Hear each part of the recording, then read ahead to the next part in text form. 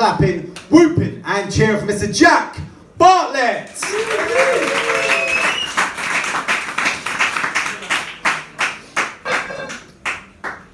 So I went to a school called Portsmouth Community School, which was a school that was once described by Ofsted as the school to go to if the school you wanted to go to was a massive chaff factory of high teenage pregnancies.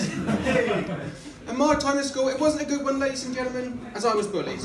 And in school, I was tall, fat, and I wore glasses. And they made it a living hell for me. They're always there calling me names like Fatty and Johnny Big Boobs.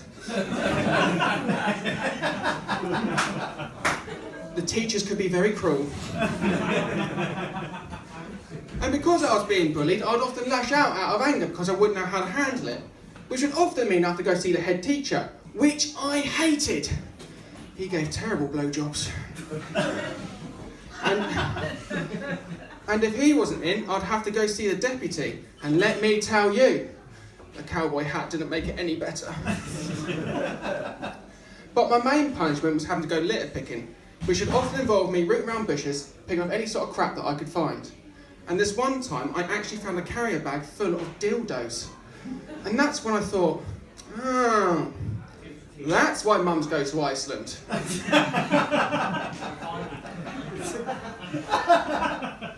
But still, I can't complain, at least not getting the punishments that my parents got when they were in school, as when they were in school, they were whipped as a punishment, whereas now, they're whipped for pleasure. It's a bit weird that, isn't it, that my parents' punishments in school have now turned into their fetish. I hope that doesn't happen to me. I hope that my future wife doesn't go, do you want to spice things up in the bedroom? And I go, yeah, sure. You go hide in that bush, and I'll go grab the litter picker. But despite me lashing out, there are still quite a few teachers that I did get on well with. One teacher I got on so well with that led me being called a teacher's pet, which to me is a term that I never really fully understood, because I was always like, well, what pet?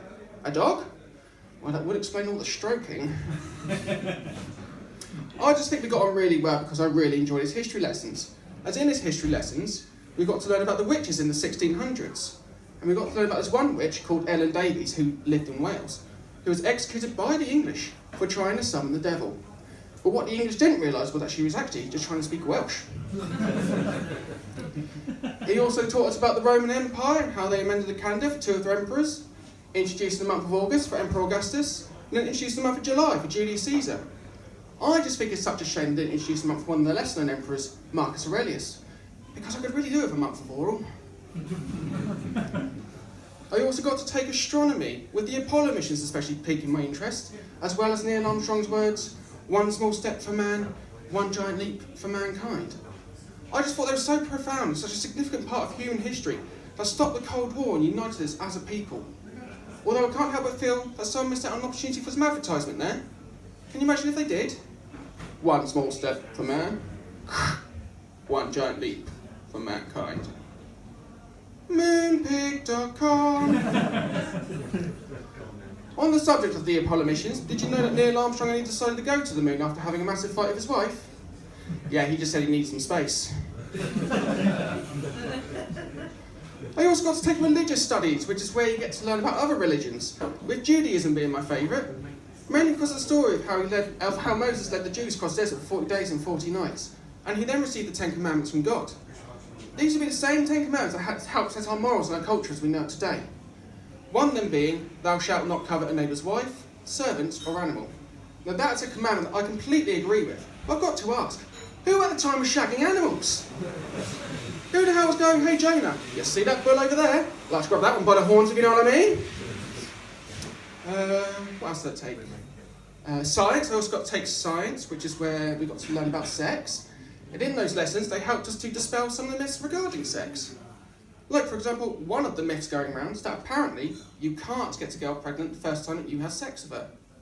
And this much I can confirm is true. Just as long as she doesn't have a pulse.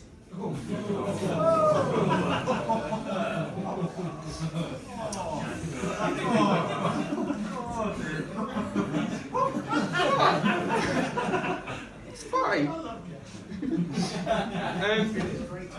My geography teacher, she was quite a possessive woman, which, you know, kind of got me a cropper because I accidentally called her mum once in class, and now I've been adopted for 14 years. And in her lessons, we got to learn about other cultures and the way that they learn. So, for example, the people of Japan go to school to become good with technology. People of France go to school to learn to become great chefs. Whereas the people of America go to school to learn how to turn them into shooting ranges. I also got to take English, which I hated. Because all we do is read a book, write an essay. Read a book, write an essay. Read a book, write an essay. Honestly, I've done it so much now, I can't even pick up a Playboy without about writing how good their tits are. Well, that and poetry. Now, I hate poetry, I find it dull and I find it boring. If you like it, then fine, good for you, but it's just not for me. I find it about as fun as drinking a pint of piss, to be honest. And to make things even worse, my teacher forced me to write a limerick every week. Now, as I just said, I hate poetry, and I hate being forced to do something even more. So when I am forced to do something, I do it, but I do it in my own special way. The teacher forced me to write a poem, so I thought that I would show him. In order to appease, I do a striptease, and I wax the backside of my scrotum. My life has turned into a state. I've got no one except my mate. I take loads of drugs, got an arse full of butt plugs, and my girlfriend I have to inflate. And I'll leave you with this one. There was a young girl from China who cooked and worked in a diner. She was really short, she drinks loads of port, and now she takes cash for her vagina. I've been Jack Bartlett, thank you for your time. Ladies and gentlemen, let's give it up for Mr. Jack.